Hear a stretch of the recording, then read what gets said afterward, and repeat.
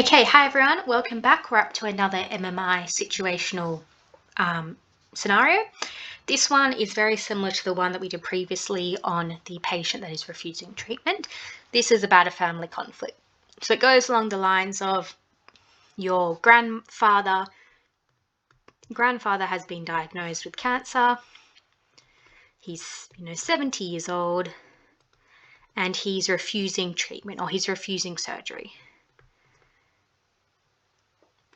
And then your mother, so his daughter, wants him to have the treatment, wants him to have the surgery, and you have been asked to have a discussion with them.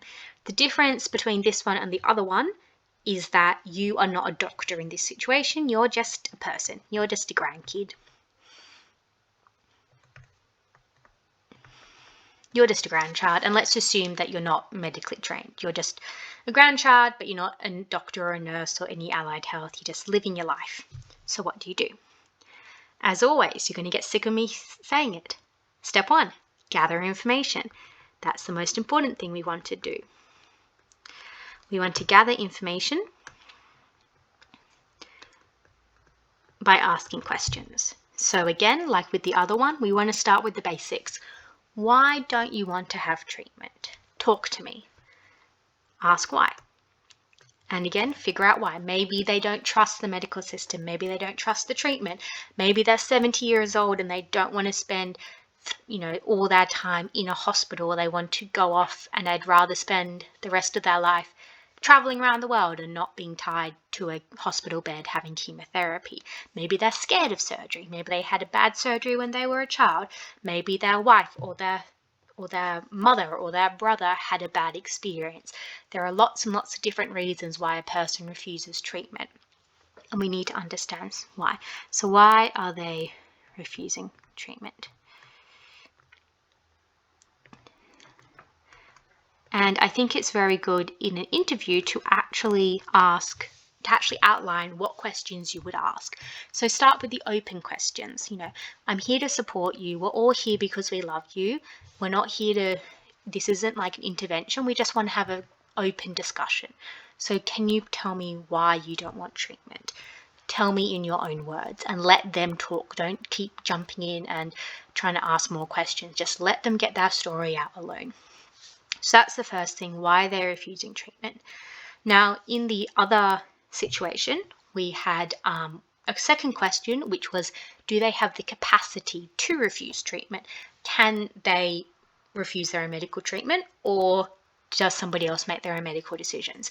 Now, that is a relevant question in this situation, but it's not a question that you are responsible for, because you as just a grandkid can't determine that. That is something that's determined by either the courts or a physician.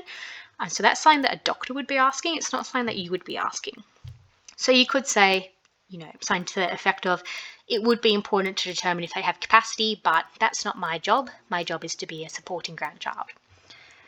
So get the information why they're refusing treatment, and also get the information, what do you want to do instead? What other options are there?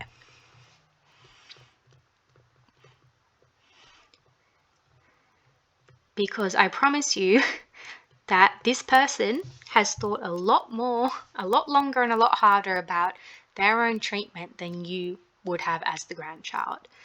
They will have probably gone through every scenario in their head already, and they may have thought of other options. So ask those, what other options do you think are available? Maybe they're happy to have the surgery, but not the whole surgery. Maybe they just want a little bit of the surgery, or they'll have the chemo, but not the surgery, or something like that. So see, what other options are available, and work through some hypotheticals. For example, maybe they say, I don't want to do chemotherapy because I don't want to be going into hospital 3 days a week. I'd rather just spend my time hanging out with my friends. I don't like hospitals. I've never liked hospitals. I had a bad experience when I was a child. That could be a very valid reason. So then you can look into other options. For example, lots of hospitals do at-home chemotherapy. Is that possible? Is it possible to do it at home? Is it possible to modify the medication, so instead of like an IV injection, it's a tablet? Is it possible to go to maybe a different hospital? What are the options here? So ask for those details, and like I said, in an interview, make the hypothetical like I've been making. Maybe they will say this, in which case I would do this, because again, it just gives the examiner an insight into your thought process, and it's showing that you're thinking creatively and you're also kind of working through it stepwise. So step 1, gather all the information why they're refusing treatment, and you also want to get some information as to, say, the severity of the disease. How long would they have if they didn't have treatment, and what would they want to do in that meantime as well. But we're not just talking to the grandparent in this situation, we're also talking to the mother. So once you've dealt with granddad, let's turn to the mother and say, tell me from your perspective, why do you want your father to have treatment? So now we're going to ask mum. Obviously, if this was a real life situation, you'd kind of be doing it more combined, but we can split it like this for interviews, it's fine. So first we ask grandfather, and then we ask mum the exact same question. Why do they want treatment? Why do they want the parent to have treatment? Tell me in your words, what are you worried about? And I assume the mother would say something to the effect of, well, this is I don't want them to die. I want them to stay around. I love them. I love having them around my grandchildren. That's why I want the treatment. And maybe another very common med kind of interview question is something where it's like, the prognosis of the disease is actually quite good. Maybe it's 50-50 chance that they have a 5-year-long survival. But if they don't get treatment, then it's, those odds go down to 5%. So maybe there could just be a bit of misinformation. Maybe the grandfather thinks that they will have a 5-year survival even if they don't get any treatment at all, when actually it's more like a 5% chance of survival. I'm just making those numbers up. Do not quote me on any of those. But that's the point that we need to get to. We need to start getting people on the same page and to understand where everybody is coming from. So why do you want him to have treatment? And it could be the case that the mum says, well, he's my dad. I want him to be alive and be happy, and I want him to be able to do all the things that he used to love doing, and obviously I don't just want to sit around while he refuses treatment. And then you can say, okay, what do you feel about that, grandfather? Because it may be the case that the grandfather says, I'd much rather spend my final years with you and with the family outside of a hospital than another 5 years in and out of hospital. So trying to get all that. Okay, so now that we've asked all this information and kind of dug deep into what the real reasons are and put some hypothetical situations out there to the examiner, we evaluate the options. So let's start with the extremes. One of the extremes could be, well, you don't want to get any treatment, so I'm not going to speak to you again. Goodbye. I'm not going to stand around here and let my granddad not get treatment. If you don't want treatment, I can't force you to get treatment. So, I'm just not going to see you again. Goodbye. The other option would be to say to Mum, you're being silly, you're being stupid, he clearly doesn't want the treatment, just stop pestering him and leave him alone. Obviously, these are not blah, blah, blah, blah, good ideas. Obviously, this one, see you later, granddad.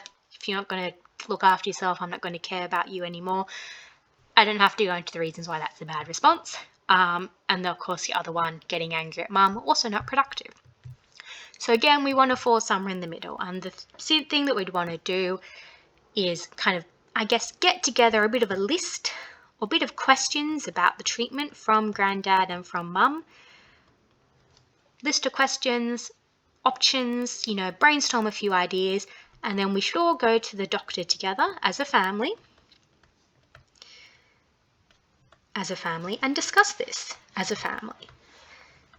My granddad's refusing treatment because he's got all of these different things that he's concerned about. Can we go over them together, doctor? Or maybe don't go to a doctor, go to a support group or somebody like that, or